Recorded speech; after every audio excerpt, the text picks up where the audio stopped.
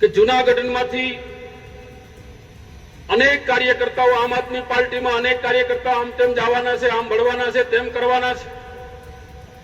ત્યારે મિત્રો મારે અહીંયા બેઠેલા તમામ આગેવાનો અને સામેના બેઠેલા કાર્યકર્તાઓને મારે લાખ લાખ અભિનંદન આપવા છે.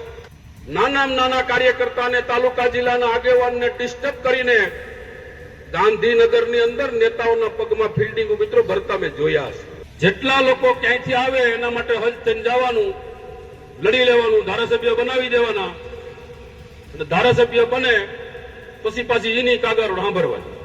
નમસ્કાર. આજે વાત કરવી છે ભાજપના કાર્યકર્તાઓની વ્યથા અને તેમની વ્યૂહરચના પર.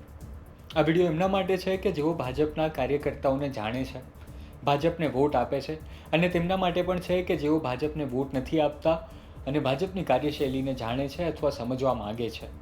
અત્યારે હાલ જ્યારે ભાજપ પાસે સત્તા અને શક્તિ બંને છે ત્યારે તેના જે કાર્યકર્તાઓ છે તેમની વ્યથા શું હોઈ શકે.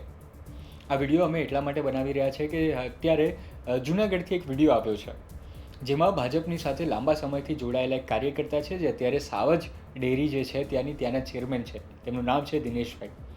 તેઓ તેમના ભાષણમાં જે બોલી રહ્યા હતા તે સાંભળીને એવું લાગ્યું કે આ ખાલી એમની વેદના નહીં હોય, મોટાભાગના જે ભાજપના કાર્યકર્તાઓ છે તેમના મનમાં આ સવાલો, આ સંશય ચાલી રહ્યા છે. તેના કારણે જ આ એક વિડીયો બનાવી રહ્યા છે. અત્યારે આજે વિડીયોમાં હું જે કહીશ તે મને આજે દિનેશભાઈનો વિડીયો સાંભળીને લાગ્યું તે કહીશ. સાથે જે પત્રકાર તરીકે હું જે ભાજપને સમજી રહ્યો છું તે હું તમને આજે બતાવવાનો છું, તે હું આજે તમને જણાવીશ. સૌથી પહેલાં તો એ સમજી લઈએ કે જૂનાગઢ જે છે ત્યાં જ્યાંથી આ વિડીયો આવ્યો છે ત્યાંના કાર્યકર્તાઓની વેદના શું હોઈ શકે. અને આ જે જૂનાગઢ જે છે તે ખાલી પ્રતીક માત્ર છે. મોટાભાગના જ્યાં ભાજપના કાર્યકર્તાઓ લાંબા સમયથી જોડાયેલા છે અને જ્યાં તેમને આ તકલીફ પડી શકે છે. જૂનાગઢ જે છે ત્યાં લાંબા સમયથી જે ભાજપને જે છે તે સીધી રીતે જીતીને નથી આવ્યો. અત્યારે આપણે જે વાત કરી રહ્યા છીએ તે માણાવદર વિધાનસભા તે જગ્યાને લાગે છે અને માણાવદર વિધાનસભા જે છે તે લાંબા સમયથી કોંગ્રેસ પાસે રહી છે અને તેના નેતાઓ જે છે તે અત્યારે ભાજપમાં આવ્યા છે. તેના કારણે દિનેશભાઈ જે છે તેઓ બોલી રહ્યા હતા તેમાં જે સત્યતા દેખાઈ રહી હતી તે એ હતી કે ભાજપના કાર્યકર્તાઓ જે છે તેમને લાંબા સમયથી એવું થઈ રહ્યું છે કે તો ભાજપ માટે દિન રાત તનતોડ મહેનત કરે છે અને પછી તેમને થાય છે શું તો કે એક આયાતી નેતા આવે છે અને તેમને જીતાડવો પડે છે. આવું જિલ્લામાં થઈ રહ્યું છે ને અત્યારે તાલુકામાં પણ આવું થઈ રહ્યું છે ને વિધાનસભામાં પણ આવું થઈ રહ્યું છે.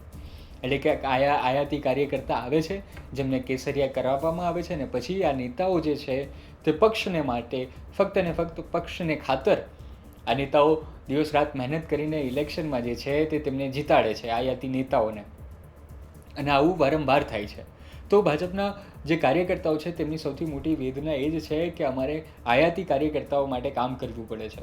હવે જો માણાવદર વિધાનસભાની વાત કરીએ તો ત્યાં જે છે જવાહર ચાવડા ખાસા લાંબા સમયથી તેઓ ત્યાં ચૂંટાઈને આવતા હતા.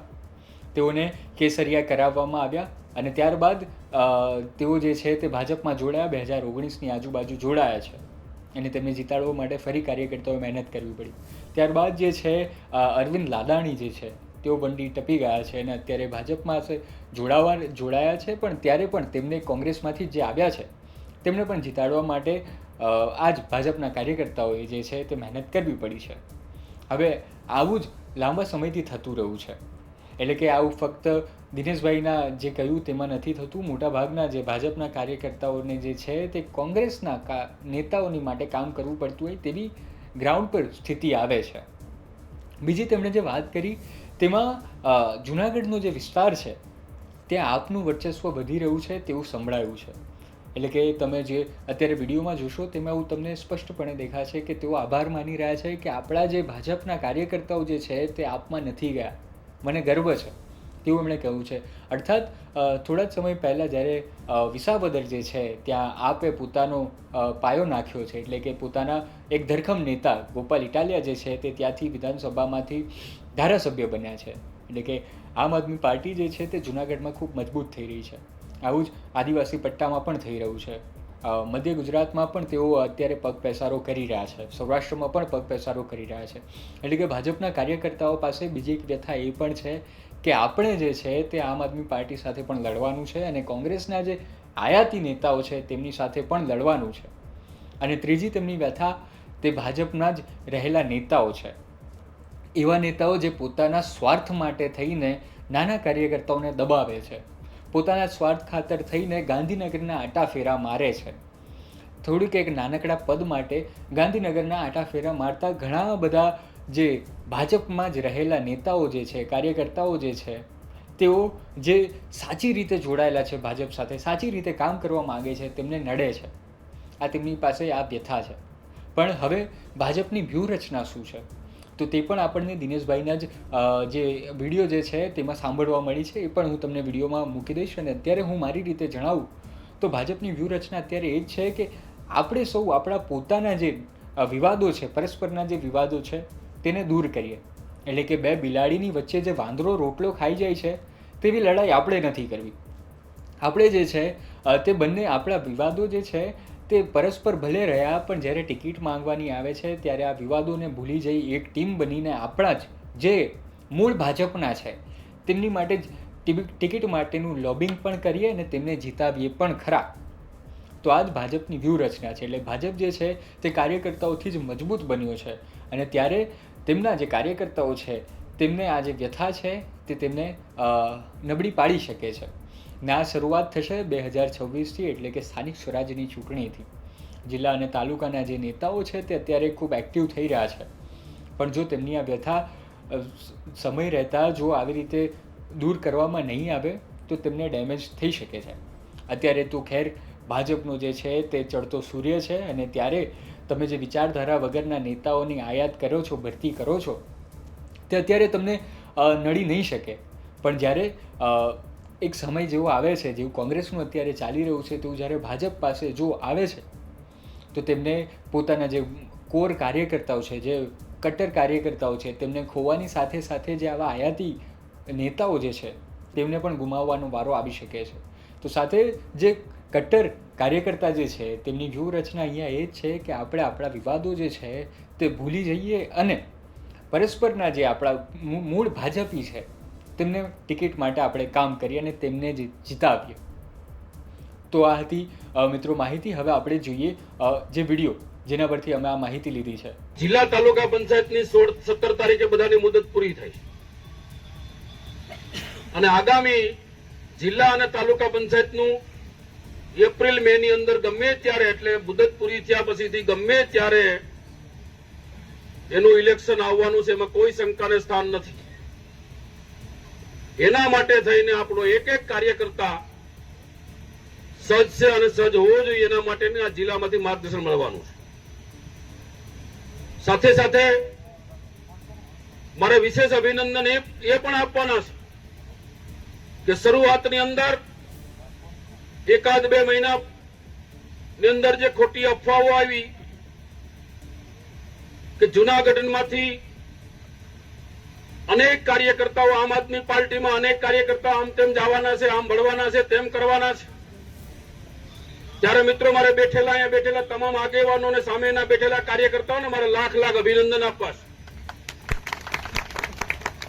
કે ભારતીય જનતા પક્ષના એક પણ કાર્યકર્તાએ અન્ય કોઈ પણ પાર્ટીનો ખેસ ડોકમાં પહેરવા માટેનો પણ સુધા વિચાર ન કર્યો. બદલ લાખ લાખ અભિનંદન.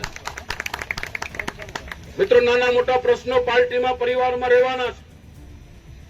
કોઈ પાર્ટીમાં હોય, કોઈ પરિવારમાં હોય તો નાના મોટી બાબતો રહેવાની છે, નાના મોટા પ્રશ્નો રહેવાના છે. આ તો આવડી મોટી વિશ્વ ફલક ઉપરની પાર્ટી છે જેનામાં વિશ્વમાં જેમનું નામ છે. આવડી પાર્ટીની અંદર મિત્રો નાના મોટા કોઈ પ્રશ્ન હશે, કોઈ કામ થયા હશે, કોઈ નહીં થયા હોય, કોઈ બે કામ થશે, બે નહીં થાય, પણ આખરે તો સૌએ સાથે મળીને લોકોની સેવા કરવાની છે, સેવાડાના માનવીની સેવા કરવાની છે. ત્યારે ભારતીય જનતા પક્ષના હાથ મજબૂત આપણે સૌએ કરવાના છે. મારે તમને ઘણી બધી વાતો એવી કરવાની છે કે જે લોકોએ પાર્ટીની અંદર રહ્યા પછી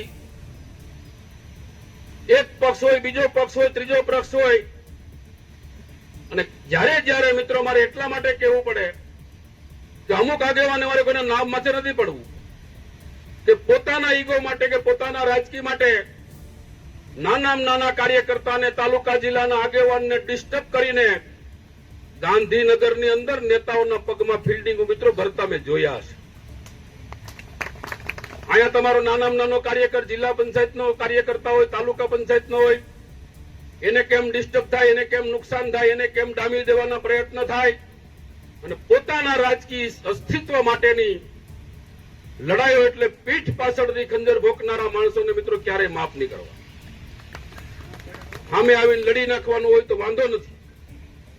કોઈ માણસને મન દુઃખ હોય તો મન દુઃખનું સરળ સમાધાન થાય, સમસ્યાનો હલ થાય. પણ એક પાર્ટીમાં એક પરિવારની અંદર હોય તો આપણોનો હલ થઈ શકે. ત્યારે કોઈ એકલ દુકલ વ્યક્તિ જયારે આખી પાર્ટીને કોઈ ડિસ્ટર્બ કરવા માટે નીકળે ત્યારે મિત્રો આપણે સૌએ સજ્જ બનીને આગામી દિવસોની અંદર આપણા વંથલી તાલુકાની, કારણ કે વંથલી તાલુકાનો કોરમ છે અને તાલુકાવાજ મિટિંગ કરવાની છે. તાલુકાવાજના અભ્યાસ વર્ગો પણ કરવાના છે. મારી વાતમાં ભૂલી ગયો, અભ્યાસ વર્ગનું પણ કહેવાનું છે. એટલે 3 કાર્યક્રમ એક અભ્યાસ વર્ગ પણ આ સાથે સાથે આવે છે. ત્યારે મારે ઘણી વખત કોઈ મને એમ કહેતા હોય મારે ટીનુબેન મારે 5 મિનિટ પૂરતી સરસાથી દઈએ તમને કહી દો, એટલે કોઈના મનમાં કઈ આમ બરાબર એક ઓસિંતા એક જગ્યાએ ભેગા છે ને મેં કીધું એને મેં આખરે તો તમારો જીવે ભાજપનો છે ને મારો જીવે ભાજપનો છે અને કેટલાક વર્ષો સુધી આયારામ ગયારામ કરવાનું છે. સમજ્યા તમે? લગભગ તો બહારથી લાવીને નીકળ્યા અમે ખંભે બેહાડીને. બરાબર હશું ખોટું? જેટલા લોકો ક્યાંયથી આવે એના માટે હજ થઈને જવાનું, લડી લેવાનું, ધારાસભ્ય બનાવી દેવાના અને ધારાસભ્ય બને પછી પાછી એની કાગળ સાંભળવાની. એટલા માટે મિત્રો આજ વિશેષ